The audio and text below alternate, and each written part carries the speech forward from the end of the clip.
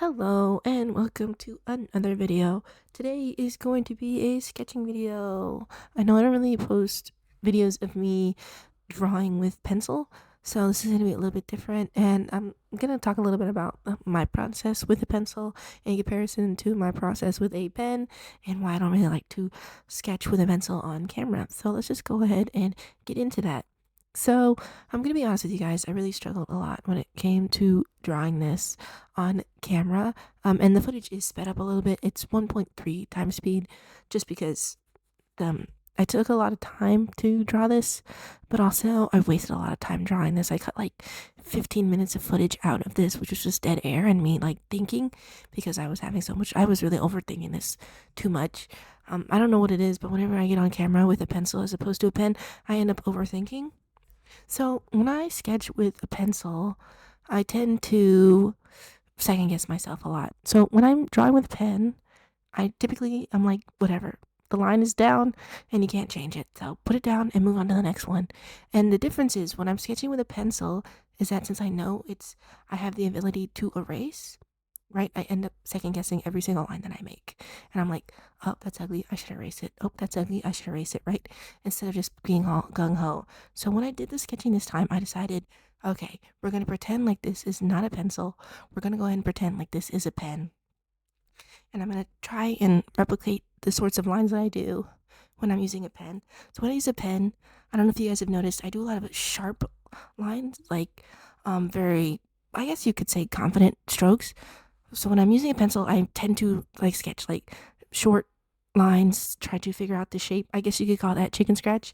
I do that. I tend to do that a lot with pencil, and then I do that sometimes when I use a pen, mostly on heads, just because I'm less confident making round shapes. But when it comes to like just straight lines doing the body, my figures are pretty sharp.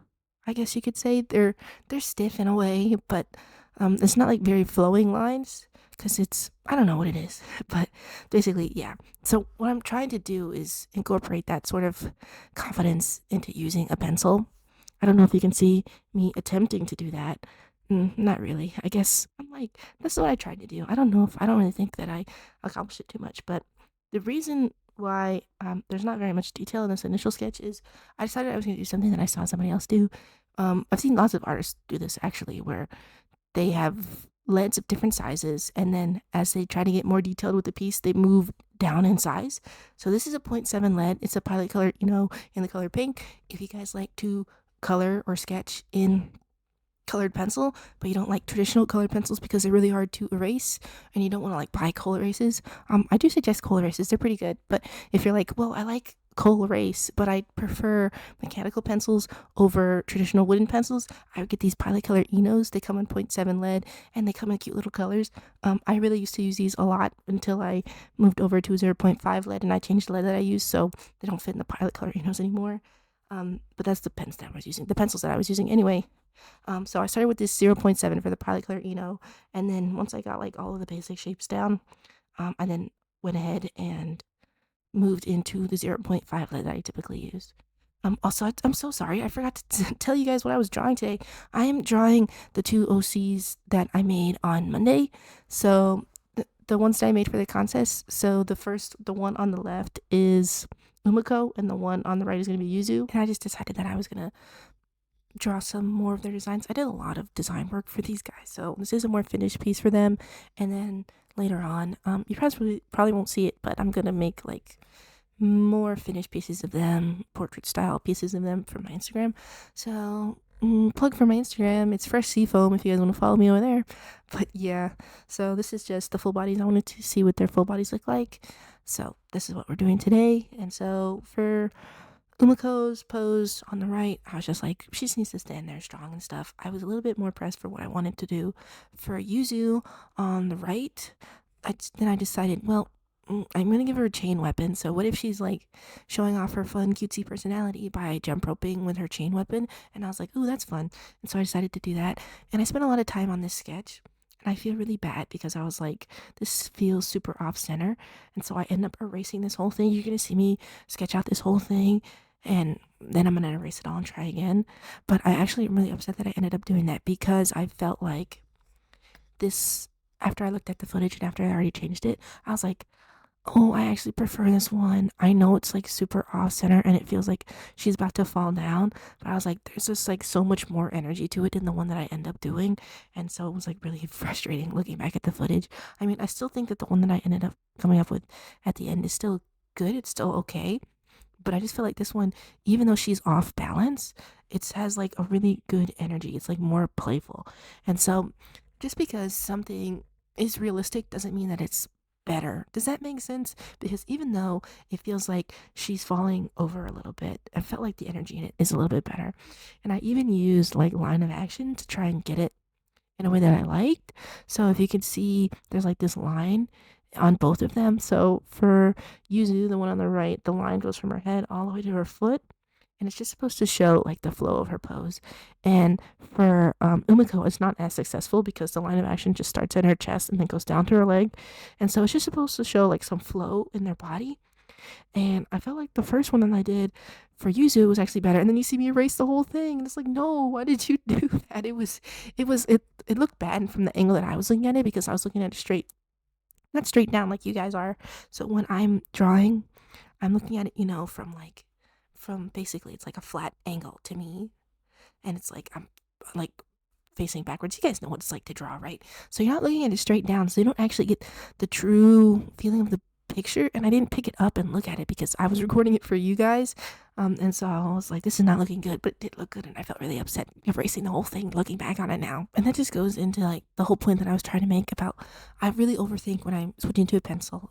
And I don't know why that is because I know it's because I have the ability to erase, but I don't know why they fill like such different positions in my mind, a pencil versus the ink pen that I typically use to sketch, at least in my videos for my little doodles. I think that since I'm trying to make these finished pieces, in my mind I'm like, well, it has to be good, even though they're just little doodles in your sketchbook, because this is still just a little doodle. Literally everything I do is just a little doodle, and it's a way to ease pressure off of myself. But something about using a pencil, lining something, and then coloring it re-adds that pressure onto me and it takes it away from little doodle area into finished piece area. And I really am putting too much pressure on myself to make finished pieces look nice. And this just goes back to all of that time that I was spending trying to make my sketchbooks like really neat and cute and like nice or whatever with finished pieces all of the time. I always wanted to have every page be a finished piece. And some people can do that, and I'm jealous, obviously. Since I've trying to do it for so long, I'm super jealous of that. But I'm not that kind of person, and it does hold me back a little bit. And I'm just like trying to get loose because I'm not making these for like prints or anything. I'm not like a professional artist. This is a hobby. So I have to remember, even though it's like colored, it's still in your sketchbook, and it's okay if it doesn't come out perfect, right? If your sketch comes out shitty, that's okay. If the line art comes out bad, that's okay. Even though I'm showing it to you guys, I'm setting up realistic expectations for you, okay? Because if I make art that looks nice all the time, you guys are gonna get used to that, and then I have to like hold myself to a higher standard, okay? This is just for fun. We're just having fun here. Not to say that I don't want to make art that looks nice for you guys, but I'm not trying to be super into the result. I'm trying to be more in the process. I think focusing on the results too much has gotten me into trouble in the past. Not like trouble, but like stagnated me a little bit. And so I talk about this all the time where I'm like, if something comes out bad, just redraw it. It's okay to make drawings that you don't like or drawings that don't come out exactly like they did in your head. But as you can see, I still really struggle with that, especially when it comes to going through the whole art process, sketch, line art, render. I still struggle with being okay with those drawings being a little bit lackluster. And so even though I'm on my art journey and I'm trying to forgive ugly drawings and stuff, I still struggle with that sometimes. And so, well, here you just see me drawing her outfit, Yuzu's outfit. And so I didn't really talk about what design I wanted for her outfit in yesterday's video, but after sketching her out in the regular sailor uniform, I decided that I didn't like that, just because whenever I see Gyaru girls in media, they don't really wear the typical sailor outfit. They tend to wear like the type of outfits that are like a collared shirt and like this very specific brown sweater. I don't know if you guys consume a lot of anime or a lot of anime where gyarus are present, but I just tend to see them in this brown sweater. So I was like, well, I'll give her the sweater. It's cute. a little bit of a difference in design. It's just a little bit of visual difference. Like maybe they don't go to the same school, maybe they go to different schools and that's why they're rivals. I don't know. But I was like, yeah, I'll give her the sweater. And then I gave her a short skirt in comparison to Yuzu's long skirt. Also, I designed them together kind of also. And so I was like, the short skirt makes more sense for a Gyaru. So that's what I did there. And then she just has a loafer on. I don't know how to draw shoes. You guys know that. But I actually had the courage to actually draw these as full bodies. And then, yeah. And then you see me trying to design her chain weapon. I tried to do what's it called? I tried to do blades on the ends of them, but they didn't turn out. And you just saw me draw a blade one time. I literally had to cut out me drawing the blades 5 different times because I was like, do I want blades? And I was like, no. Do I want sides? And I was like, no. Do I want like a mace? And I was like, no. I was like, I want something on the ends. And then I just was like, never mind. I don't want to put anything on the ends. It's not working out. So that's why. And that, just so you guys know, I do cut out stuff that I don't want you to see. So I know that might be a little bit disappointing and like I don't show you the entire process, but I think watching me draw something, erase it, draw something, erase it, draw something, erase it is a little bit tedious. I'd rather just tell you about it so that way it's not like being dishonest. It's just cutting out tedious footage from the video. And then here you see me going in with the detailed pencil I was talking about. This is just a pencil that I bought from Dick Blick, which is a website, and also sometimes it's a physical store. There aren't any physical stores where I live, but there are some physical Blick stores. I got this from the website though, and it's just a pencil. I wanted like a drafting pencil.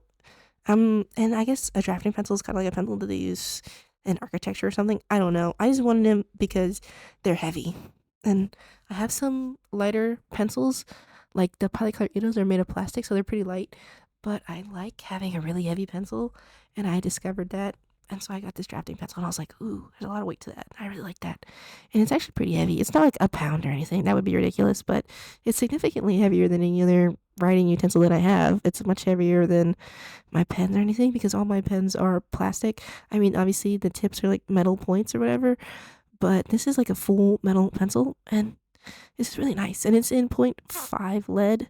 There are some pencils that come in even sharper leads, like 0.3s and stuff. I don't have any like that just because that's a little too thin for me, and I snap off the lead of this 0.5 literally all the time.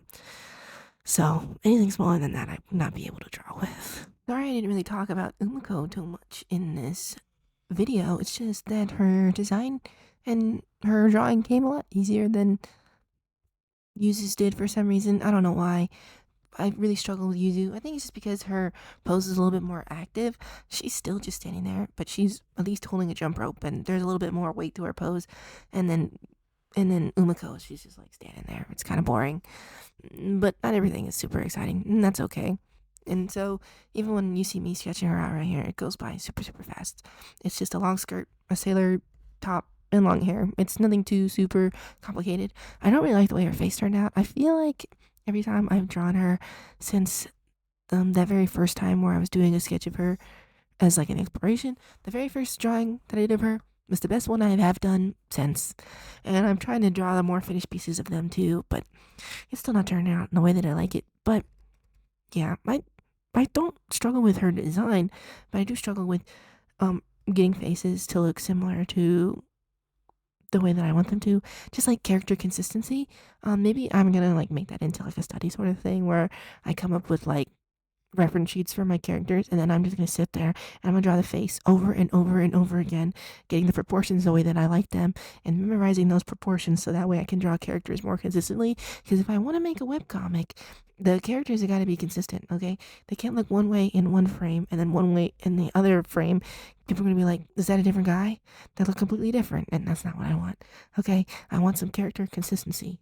Ow, that hurt. I hurt my hand right there. Sorry about that. Ooh, also, while I was drawing the skirt, tip, real quick, if you guys suck at drawing pleated skirts like me, I was watching somebody's video, and they're like, hey, if you want to draw a pleated skirt, all I do is I make a little zigzag, and then I connect the lines, and I was like, okay, I'll try that, and I try that, and it actually worked, you guys. So if you want to draw pleated skirts, just do a little zigzag and then connect the lines. It's like a real game changer. I've never been able to draw a pleated skirt before in my entire life, and that tip really helped me out. And I don't typically draw characters in skirts super often. I mean, currently I'm more into drawing men, but just because it's a guy doesn't mean that he can't wear a skirt. And so now that I've learned how to draw pleated skirts, maybe I will start drawing people more in pleated skirts. Just some food for thought. Like I said, I am trying to get better at clothes, and so skirts are also clothes. So maybe I should do some skirt studies. We'll see. Anyway, we're coming on to the end of the video now. I appreciate you guys for spending this time with me, even though it's kind of a little bit chaotic because my back still hurts. But I hope you liked the video anyway. I'll go ahead and see you guys in the next one. Bye bye.